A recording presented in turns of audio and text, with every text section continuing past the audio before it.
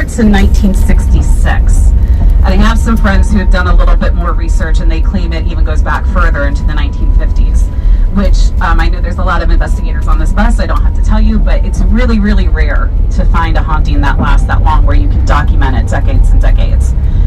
So that intrigued us about that place. And how the haunting started in 1966 was there was a family, mom, dad, son, daughter, and I think a grandmother who lived with them at the time. And material would just appear in midair, like debris, and then fall to the ground. And they kind of started joking about it. Oh, we have a ghost. And they named the ghost, which I don't think I have to tell people. You don't name the ghost, because that's just an invitation. So things started moving. They would hear voices. They would be touched. Kind of benign things, but it grew from there. It got to the point, and the most violent thing that happened to them, according to the family, is that the daughter, who I believe was, she might have been 12 at the time, but early teenage years, she was grabbed by the neck and dragged up the stairs. And apparently there were witnesses to this event. They stayed there. They did not move. In fact, the mother stayed there until it was either 2008 or 2012. She lived out her years there. And the father, the story I got was the father was pretty much a non-believer, even though he had witnessed this stuff. They had in this house what is called a coal hole, which is essentially like a very large pantry that they use for coal for the winter. The father one night got locked in that coal hole, could not get out for hours, and afterwards was a completely changed man, and not in a good way. And when people asked him about what happened, he refused to answer questions. He became an alcoholic, and he later died. I got two stories. I got he died from heart problems, and I also got from neighbors he died from alcoholism, which could be both. I'm never really sure what happened there.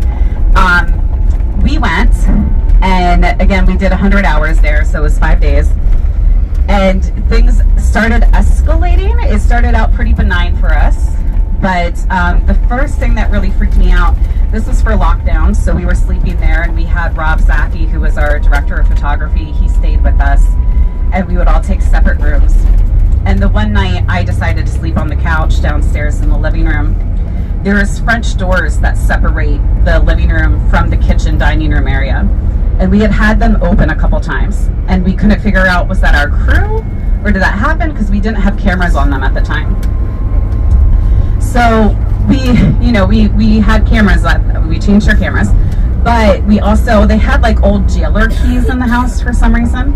So we put the old jailer keys on the handle, so that way if the handle moved, we would hear these keys. So I'm downstairs by myself, and if you guys have ever been to a place that just gives you the vibe, that is definitely this house in Pontefract. I was lying down, had not been asleep, was not really tired, and I start hearing the keys just jingle. And if you guys have seen Lockdown, I sleep with the covers over my head, right? I was really scared to look. I did look, and they were swinging back and forth. And again, nobody was down there with me. The guys were upstairs. So that was the first thing that really started to rattle me. And it's little, but it's just that thing of, I know for a fact there is nobody there. It started to escalate from there. Nick had a marble thrown at him that we could never find a source for. A clock. It's a very small grandfather clock that was actually the original owner's, and she had cleaned when she lived there, would get pushed all the time. As we were there upstairs, the clock went tumbling down. Unseen hands. We never found a source for that. For me, it escalated to Rob and Nick were upstairs investigating. I went solo, and I decided to walk into the coal hole. The coal hole was not locked, and also there was never a lock on that door, so how the father ever got locked in, nobody knows. I had the door open, and I could just feel it, like something was very, very off, and I did not feel comfortable in there. My camera started to act funny. It started to malfunction, and I wasn't even asking questions or doing anything. I had both my hands at my side. I was wearing 2 shirts. My nails were freshly filed, and I started feeling this intense burn on my lower abdomen. And from talking to so many witnesses, they have always described to me a phantom scratch or a scratch from something unseen as a very intense burn. So immediately I started thinking, there's no way, there's no way, there's no way. And I lifted up my 2 shirts, and sure enough, there were 2 fresh scratch marks, and one was bleeding. So it had broken the skin. I could not make sense of it because I knew logically that shouldn't happen. But yet here were these scratch marks on my lower abdomen. We had talked to other witnesses who all told us, if you go in the coal hole, you will get scratched. Now, when I hear that from people, they're either lying to me or then, you know, shit's going down. So in this case, shit was going down. I think I lost my mind for about 30 minutes. The guys had to calm me down. I was very, very upset. I wanted to leave the house. But I'm very, very stubborn, so I stayed. But I will tell you, I worked with Lorraine Warren for a long time. And even though Lorraine and I have differing views, because she's a religious investigator, I am not, all I could hear through my head that entire night was how Lorraine told me, once they mark you, they know you forever. Yeah. So glad you're all on a bus with me, huh? Probably, if not the most infamous place in the paranormal field, one of the top 10, I would say, maybe 5. It's located in Kentucky, very close to Ohio. It is a honky-tonk. It is very old, though. It has been a restaurant, it has been a honky-tonk, it has mostly been an establishment for people to gather. Currently, the current owner has owned it since the 70s. His name is Bobby Mackey. He's a musician, and he has never had a single thing happen to him at the establishment. He is actually very much a skeptic. But where the story starts is he had a caretaker at the honky-tonk named Carl. Carl started having these visions of a woman, and this woman told him her story, and her story was that she had like a botched abortion, and that she was murdered by her boyfriend who did not want the child. She also started telling him that she wrote a diary and that it was buried in the basement of Bobby Mackey's. Bobby Mackey's basement is mostly cement. There's a few dirt places where there was one of the original structures that's still there today. If you go into the basement, you can actually see it. He started to obsessively dig, almost like Stir of Echoes, if you guys had seen that movie, where Kevin Bacon is just like losing his mind and digging for things. Very much like that. According to Carl, he found the diary, but he also did uncover a well, which is part of what his vision told him was there. So there's some speculation about whether or not Carl, about her name being Johanna. There's some speculation on whether or not Johanna really existed, because we don't have full documentation that the story is true. Regardless, Carl did follow his vision, and his vision ended up being correct about the well, possibly the diary. From there, though, Carl started having bouts of blackouts and started to have other activity happening in the honky-tonk where he lived, which there's an apartment above the honky-tonk that he was residing in. This escalated to Carl needing an exorcism, like a full-blown exorcism. So in Catholicism, there's a deliverance, which I've been a part of before, and a deliverance anybody in the church can perform. And that's on people that they usually believe is oppressed, not necessarily possessed. So in Catholicism, there's a couple different stages. There's infestation, which is when these entities enter your home. There's oppression, which is when they start to take, they kind of give you maybe depressed feelings, or maybe you're acting out of sorts. Maybe you're losing time and you don't understand why, and there's no medical reasons to explain this stuff. Then there's possession, which is when something could take over your body. And lastly, there's perfect possession, which is when you've completely given yourself over to this entity, and no amount of holy water or prayer will save you. They believed Carl to be possessed at this point. So he did undergo an exorcism, which through the Catholic Church, you have to prove that there is nothing else causing these experiences. So you have to be medically tested, psychologically tested. Your location has to be tested for things that could cause hallucinations. and then it's a ritual that they go through for several days before they actually perform the exorcism. Since Carl has since passed, but many people have had very negative, dark experiences at Bobby Mackey's. The last time I was there, which was 2018 or 2019, I met a man who I believe was very reasonable, very logical. He was a ghost hunter, an enthusiast really, and he went to go check out the place. He refused to step foot on the property. He wouldn't even meet me on the property. I had to meet him out of town at like a cafe somewhere. He claims that this entity followed him home from Bobby Mackey's and wreaked havoc on his life. So not only having supernatural experiences in his home, but his life very literally started falling apart in every single way you could think of, family, friends, financially, health, all of it. And what's strange is he's not the only person that has that story. When we were there, we met several people that had very similar experiences since leaving Bobby Mackey's. One of the tour guides I met claimed that she had been followed home and she started ending up with scratches on her body. People who were just there to visit would go home and things would follow them. So I've been there twice. Last time I was there, I was with Jack, and I have not had the full-blown Bobby Mackey experience, is what I like to call it, which is something very negative and violent. But what I did have happen, which I kind of raised an eyebrow at, it was a couple days after Jack and I left the investigation. He lives in California. I live outside of Philadelphia. And it sounds really dumb, but I was working out in my house and I tripped on a dog toy and I thought I broke my ankle. So Patrick comes home and he takes me to the ER to make sure I'm okay. And I started thinking about all the warnings we had at Bobby Mackey's, because we did meet with a priest who also told us not to go. It was just like, you guys are idiots, don't do this. But if you do, here's some holy water and like a medal. I guess that'll do something for you guys. So we're like, okay. So I started thinking about it, and when I got home, I checked my messages, and I had a message from a psychic I had met once. He does not know me. He had messaged me at the exact time I had fallen, and he said, I don't know what you're doing, but something has followed you home.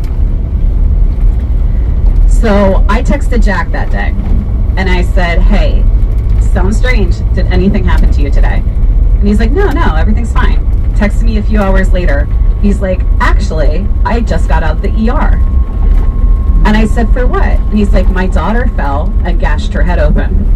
And he's like, stranger, a psychic that he had only met once, does not know him, did not know what he was working on, messaged him and said, I don't know what you're doing, but something followed you home. It was not the same psychic, two different psychics that we had both met once in our lives, did not know each other, did not know us, and this happened on the same day, just a few hours apart. Yep.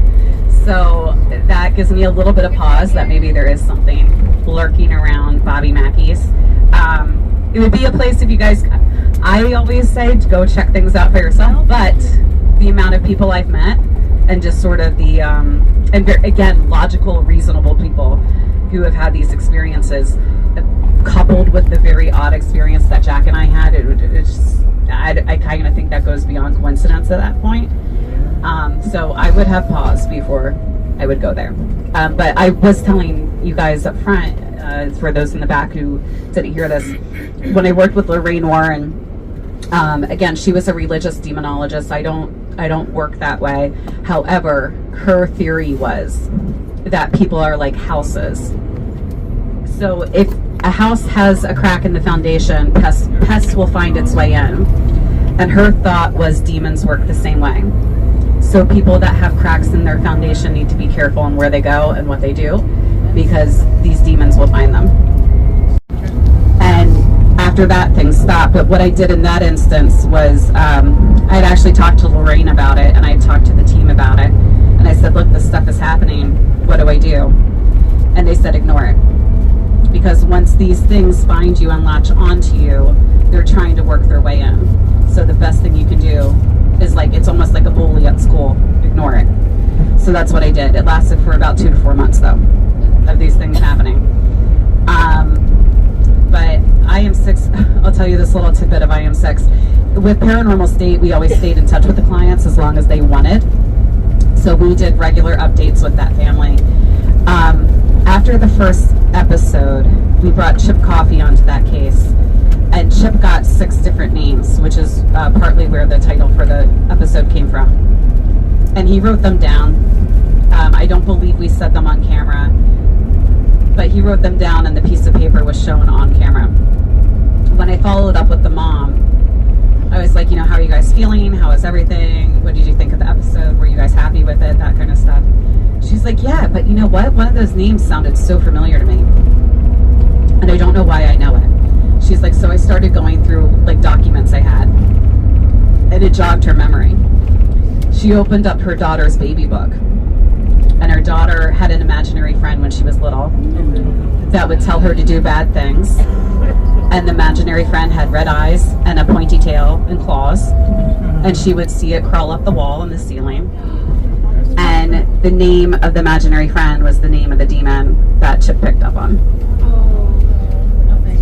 And there's a thought in Catholicism that those who go through possession are chosen before they're born, and those who fight possession are also chosen before they're born. So I always thought that story was interesting, that she had this imaginary friend from the time she was very, very little, and 20 some years later she's having these experiences.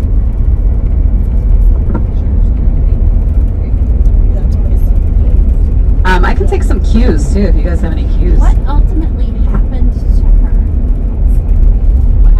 What happened to the girl? Yes. Yeah, so we kept in touch with her until the organization kind of went defunct, which would have been around like 2011, 2012. I left in 2011.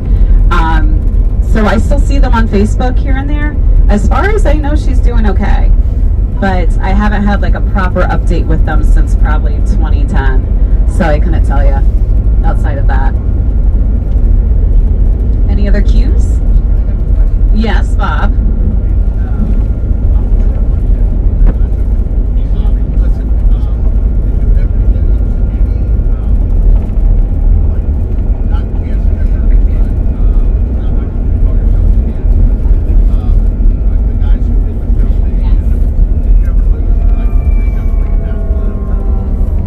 So Bob's question was, did anybody from our film crew ever quit because of the things that have happened? Yes. Actually, 2 come to mind. So on Paranormal State, we did an episode in Maine. And honestly, guys, we went in thinking this was like the dumbest thing ever. We were just like, this is not a haunted place. This is so stupid. But the family was upset. And we're like, okay, let's go. And their story was they believed a spirit was causing their dogs to run out into the street and get hit by a car. And they were having some other things happen, but nothing too crazy that set off red flags for us. What's funny is when you get up to this town, it's a very tiny town, where maybe like 50 cars travel on this road a day. So to have multiple dogs get hit by a car on this road seemed kind of strange to us. And as we looked more into it, there was more to the story as far as activity and other previous residents who had lived there, neighbors who had had similar experiences. We actually slept over in that house, which I can't remember if they showed that on camera, but we would do that quite often. And we all had experiences as far as like noises or like seeing something out of your side eye. We brought Lorraine Warren on that case, who she was probably about 80 years old at the time, and she outlasted every single one of us who were like 20. We were all like, we're exhausted, and she's like, oh, you kids. And she would be out there in her skirts trekking through the forest looking for demons. I don't really know what she was doing.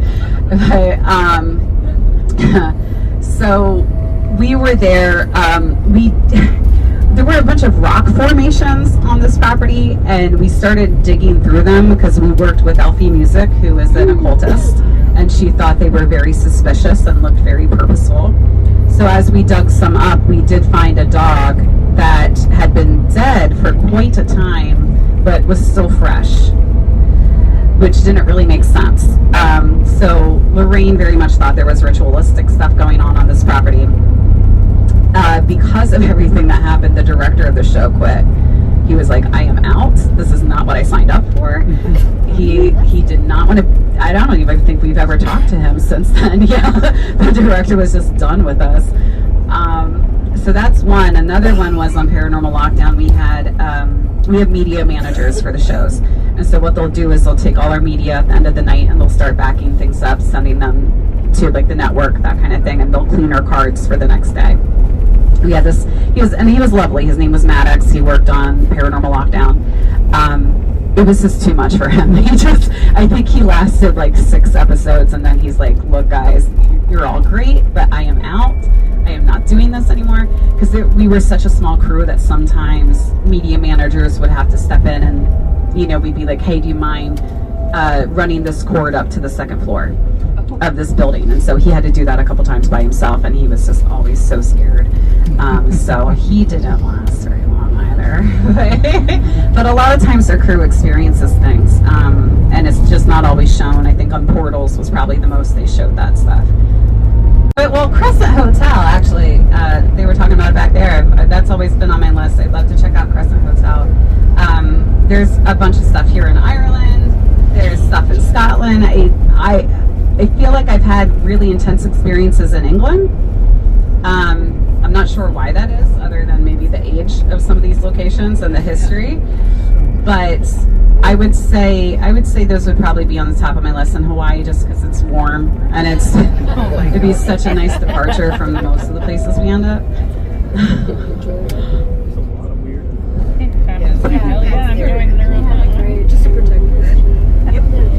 Hughes, just shout them out. I'll answer them.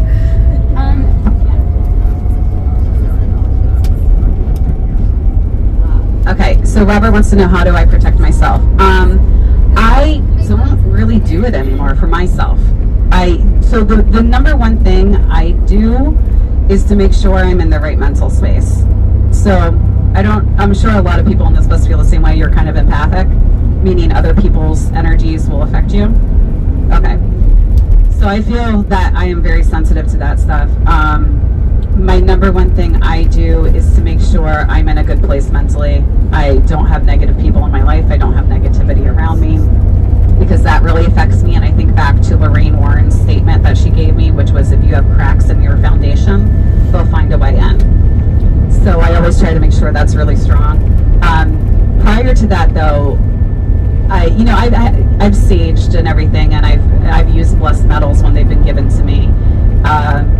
But I think that all of those things, I think, are just little pieces of armor you have. But I think the real strength comes from, it emanates from you. So the best thing you can do is have it radiate that way, radiate out. Yeah. Katrina? Yeah. Ganzfeld method versus Estes method. Which one do I think is better? What's the difference between the two? Because visibly they look fairly similar. Yep. Okay, so the question was Ganzfeld's method versus Estes method. So Estes method is kind of funny because we've always used it. It just didn't have that name. I think that name only popped up in the last like 2 or 3 years because somebody just labeled it. But Estes method is basically where somebody has, they can be blindfolded. They don't have to be.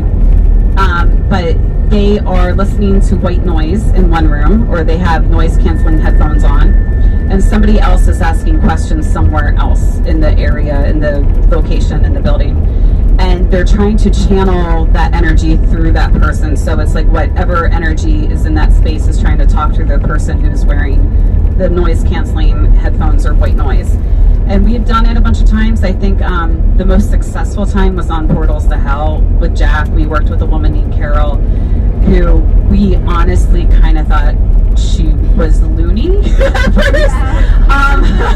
She's a very nice woman, but she claimed to have like 300 spirits in her house, and it just seemed like a little out of touch, but when we did this method with her, she was also deaf.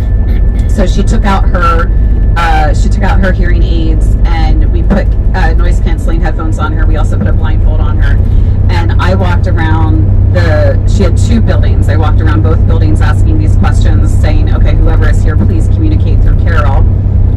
and give her the answers. We told her, whatever comes to your head, whatever you hear, whatever you see, just shout it out.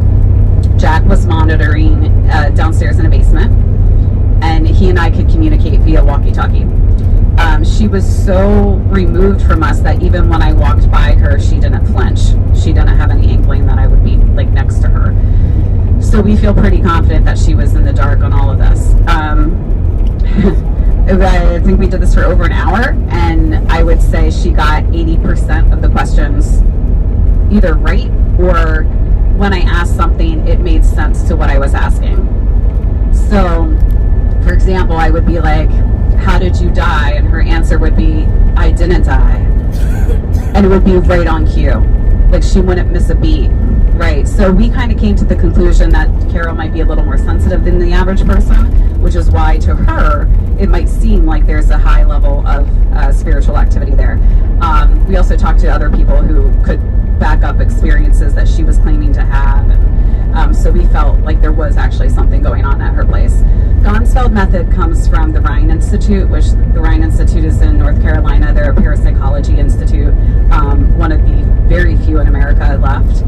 The UK actually has a bunch of programs, though, if you're curious in that. But the Rhine Institute started the Ganzfeld experiment, and it's basically where you cover your eyes and you have like a red light over it. And I think that, give me a second to remember what that's for. I think that's red light. You would use that also we've done it for sleeping experiments because it helps you lucid dream, because you can fall asleep, but it will still keep that part of your brain active. So you kind of have control, and I believe that's the same part of Ganzfeld that they're trying to enact. But you do have the noise canceling headphones as well, usually with white noise. And the whole thought for Ganzfeld is to open you up more psychically.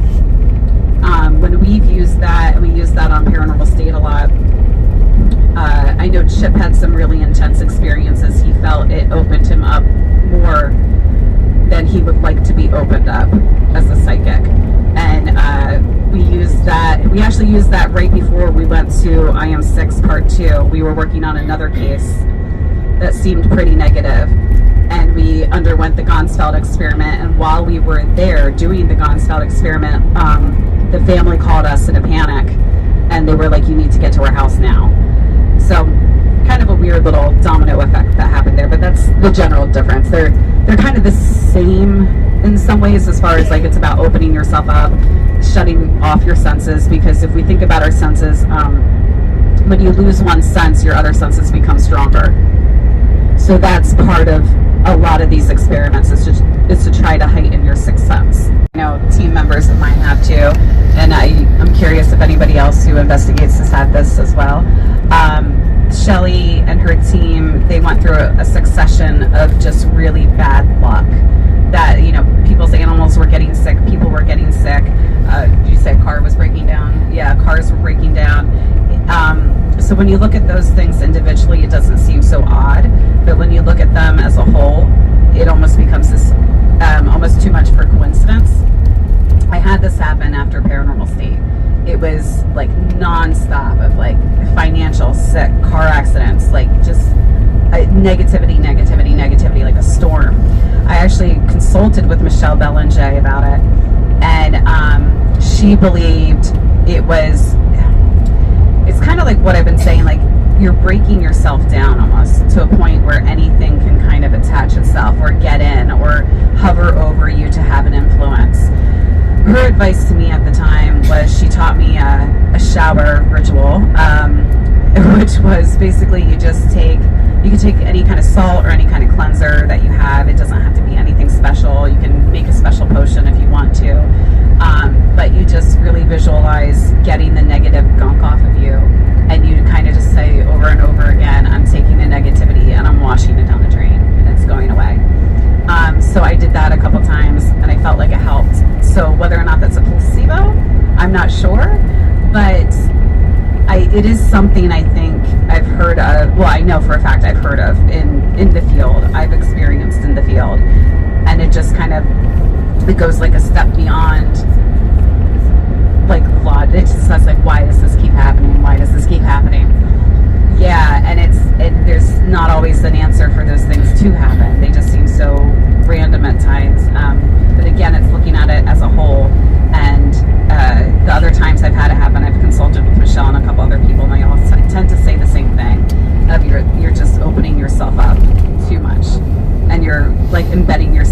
too much and you're not putting up that shield enough.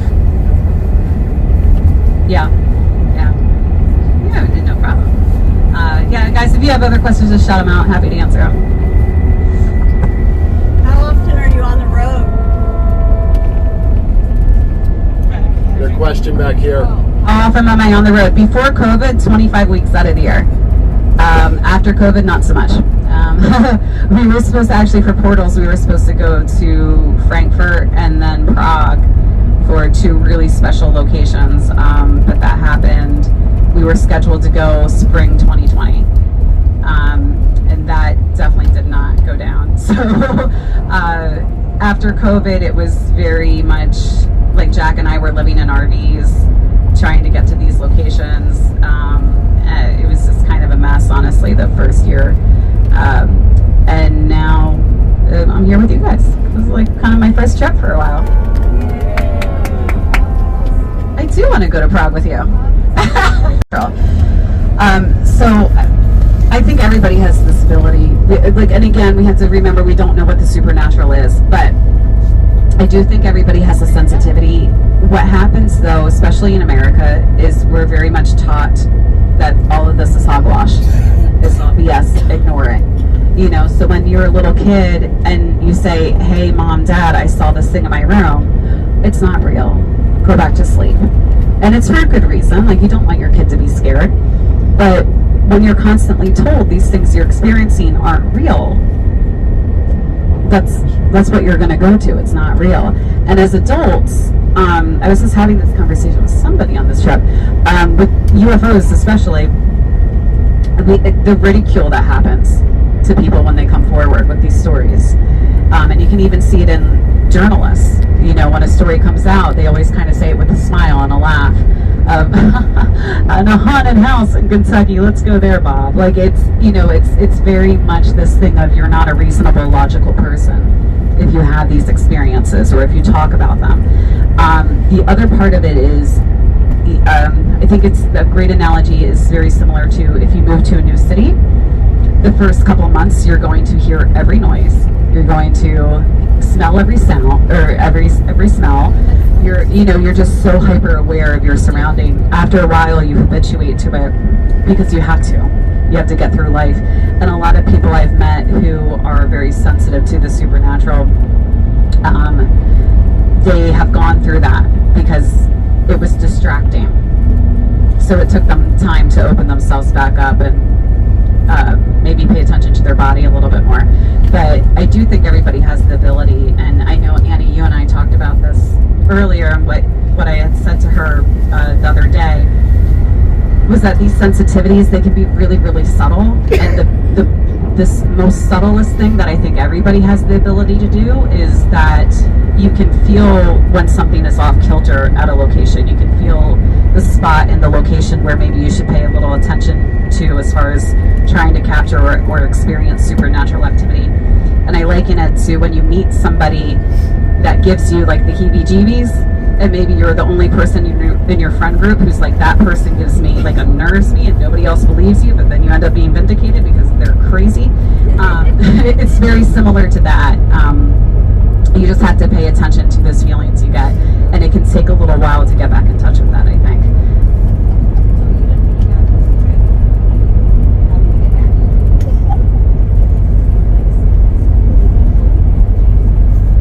Yeah, I think anything you can do if you're curious and exploring it more, I think it's a big part of it is honestly hanging out with people who don't think you're nuts, but will also keep you grounded. Because there's sometimes people go a little too over the top where everything is supernatural, and that's also not the case. So we have to find that great middle ground. But as far as like enhancing your sensitivities, I think it's doing it a lot. So a lot of investigators I work with, they don't necessarily believe they're psychic or sensitive, but they can tell you exactly which spot in a location is haunted and exactly what's happened there because they've just been doing it so much. Maggie. It's a good plug. So I do a YouTube show called Travel the Dead with my best friend Heather Taddy, who is on Paranormal State with me, and Maggie wanted to know if we're doing any more. We are. And our next episode actually comes out tomorrow night on YouTube, 8 p.m. and Eastern time. And it's a cool story. Do you guys want a little background on the story? 'Cause it's actually really cool. Okay. So we went to this place. It's in Pennsylvania. That's as much as I can say. The owners of the location do not want this out because they're afraid of vandalism. But it's a very old structure. The first part was built in the 1700s. Next part is in 18. And I'm sitting next to Shelley, who lives in Ireland. She's like, that's not old at all. Like, she's like, get off my bus. But it's old to us Americans. And we found out about it from my friend Greg, who runs Fort Mifflin's ghost haunts. He had heard about it. And then our friend Zach did kind of like a checkout for us. Zach is an electrical engineer that we work with who was a complete skeptic until he had a personal experience a couple years ago at Eastern State Penitentiary. So Zach kind of checked it out for us, and he called me and Heather, and he's like, I really think there's something to this place, and I think you guys need to come and check it out. So they have had voices, they've had touchings, they've had apparitions. The hauntings go back to, from our research, I think the 50s, 60s, somewhere in that area, from our interviews with people. The really interesting thing that happened there was the client got a picture of a figure on New Year's Eve, this past New Year's Eve. She has horses, they board horses there, and it was just a really pretty night with fog and the moon, and she was just taking pictures because she thought it looked neat. And in one of the pictures, a figure shows up, and it looks like a girl in a dress. It's very, very clear. And I know I've talked to a couple of you guys here where I don't really think pictures are always super reliable because you can matrix things, you can have pareidolia. But this is a very, very clear picture. Probably one of the best I've seen. We had it analyzed by a photo expert who does not believe it's faked in any way. He believes it's a legitimate picture. We called Michelle Belanger, and how we work with Michelle is she lives in Ohio. We don't tell her anything. We actually forget to tell her the updates, even after the investigation. So she finds out everything as the episodes come out. But we called Michelle Belanger, no idea where we were, and she starts picking up on this woman. And she said, there's a woman there, she's so sad. And she's like, she has such a hard decision to make, it is weighing on her. She can't make up her mind. She's like, this is like literally killing her. So we go to the caretaker that we're working with, and we're like, does this make sense to you? And she knew of a suicide of a woman, and she's like, well, let me see if, that makes any sense. So we talked to the caretaker who was there in the 70s. He knew the woman who had taken her life. He was friends with her. He was friends with the family. And I had asked him before we had the reading with Michelle, I was like, did anybody know that this was coming? Did she say anything? And he said no. So after our reading with Michelle, she checked back in with him, and just to see, does this make sense at all to you? We didn't hear an update that night, and we're investigating. We got a really clear EVP of a male voice during our investigation. I'm not sure what it says. I think our editor is still going through that part.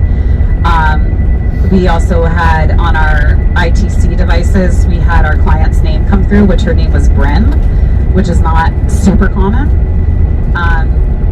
But what ended up happening the next day, Bryn ended up telling the older caretaker, his name was Bill, what our psychic had said, what Michelle had said. And she said, does this make sense to you at all? Who is this woman? Is it the woman you knew? Is it somebody else? Like, what is this?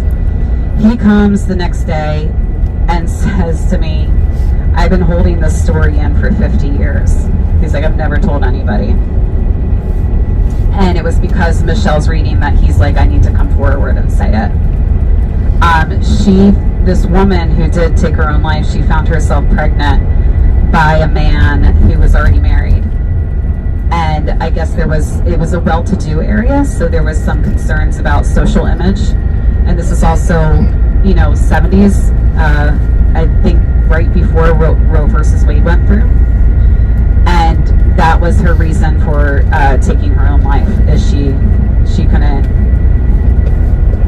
make a decision on what to do with everything, and he felt like he needed to come forward because he was scared that her soul was going to be trapped on the property forever if he didn't.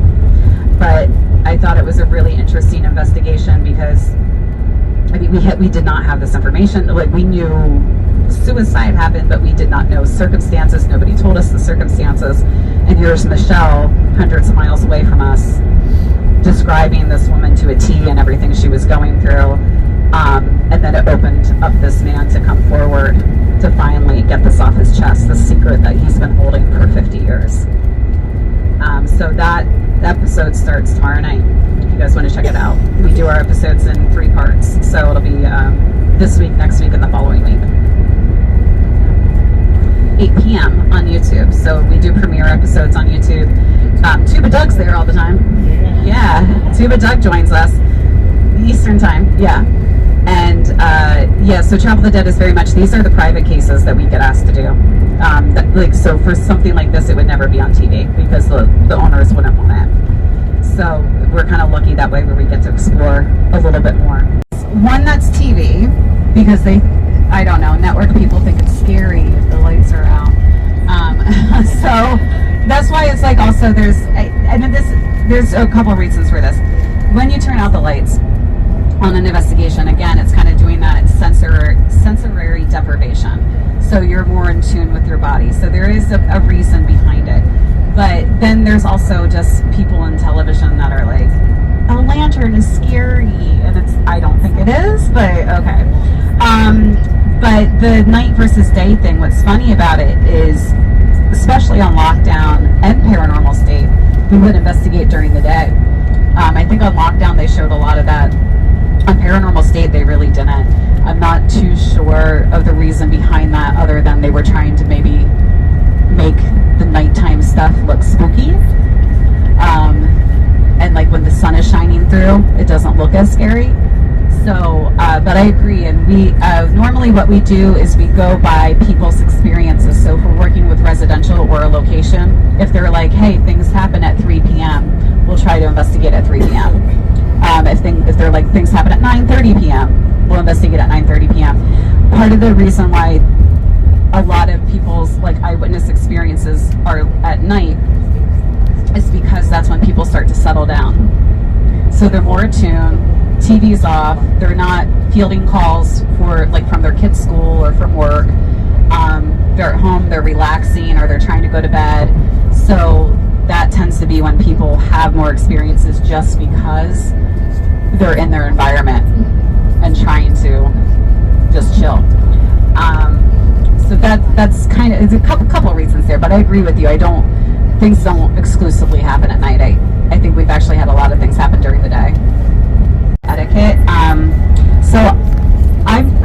In America we do like this really weird aggressive thing, and like we see it all over the TV shows, and I don't really get that. Like, other than I don't really understand it.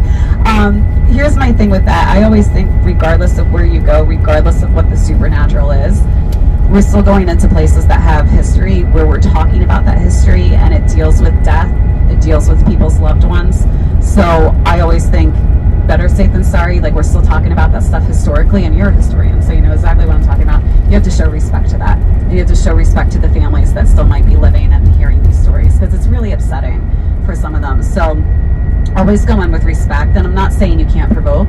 I think that can be a technique, but I want to like rely on that as like the foundation of your investigation technique. It's something you can bring in from time to time to see if it changes the call and response.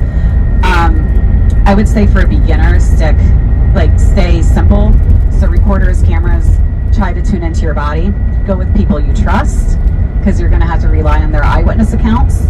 Always get permission for wherever you're going to be, because that's a big thing now.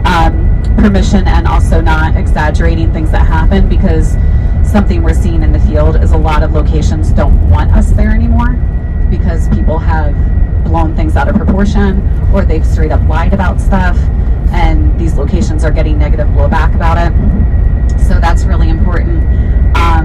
remaining objective is another big one. So, and it's also like, being able to say, hey, I had this experience, I don't know what it is.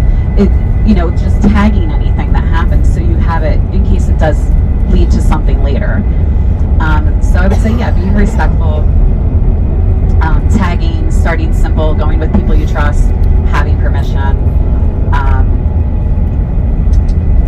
What was that? Oh, yeah, Shelly has a good one, closing a session. So... Don't whisper, talk. Oh, thank you. Yes, do not whisper. No whisper. So EVPs, the general rules for EVPs are no whispering. Leave 15 seconds, at least 15 seconds between questions, so we don't step on each other. And tagging is really, really big. So tagging is, even if your stomach rumbles, I know it's embarrassing, but just be like, that was me. Right, because people will listen back to their recorders and be like, I got a growl. But it's not.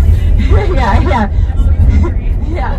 So like even like a shuffle of your shoe can come up weird on a recorder. So just tag it. And also don't be afraid to like say, I think I feel something. Because somebody else in the room might be feeling it too. And then maybe that's something that can help the investigation move forward. Have you ever been to the Stanley Hotel?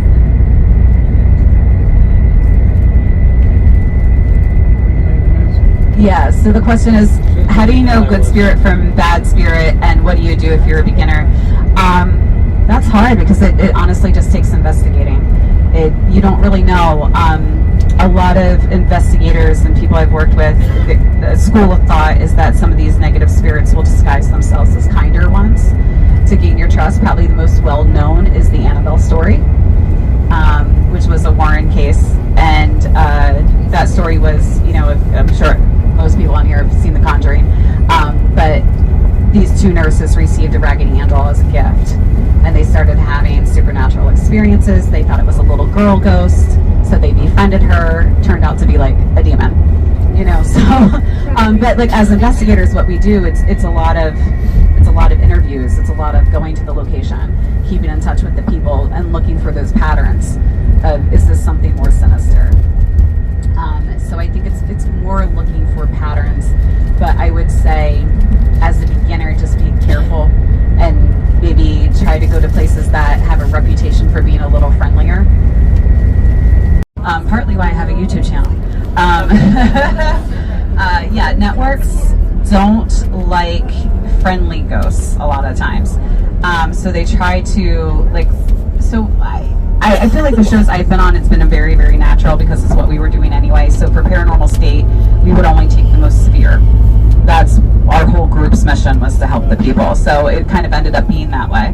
But for example, there was, we were all friends. We were all college friends. So inevitably you have funny times with each other. And anytime we would try to, we had a joke and we would laugh, they'd be like, guys, no laughing. We were like, what? We can't laugh. So it's very strange, looking back, and just they cut out so much of your personality because of that stuff.